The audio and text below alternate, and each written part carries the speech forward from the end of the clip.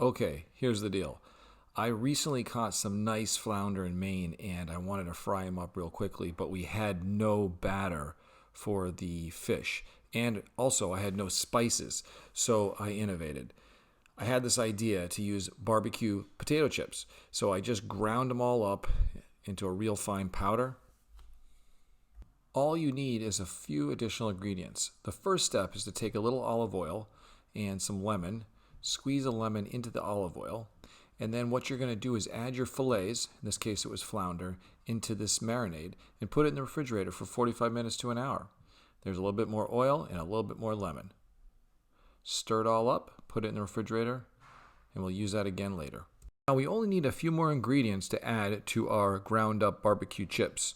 In this case, we use a little bit of flour, about a half a cup or so, put it right on in, and then crack 2 eggs into a cup and lightly beat those eggs up and add those to your flour barbecue chip mix. I added a little Parmesan cheese too because I like that kick. Now, let's just stir it all up real good. Okay, one last little naughty trick. I add a healthy amount of IPA to the batter mix to moisten it up.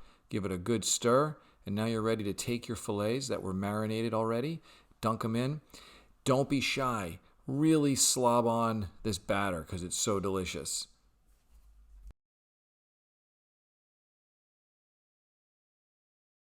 I put some oil in a pan here, heat it up till it's steaming, medium, high, and then just go put your fillets on and they'll start cooking. I do about 3 to 4 minutes on each side. These are pretty thin fillets, and then I'll flip them over.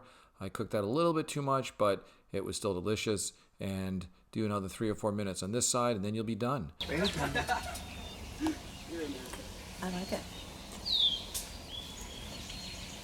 So 5-star Yelp review right there. Yeah, very tender. You did a good job.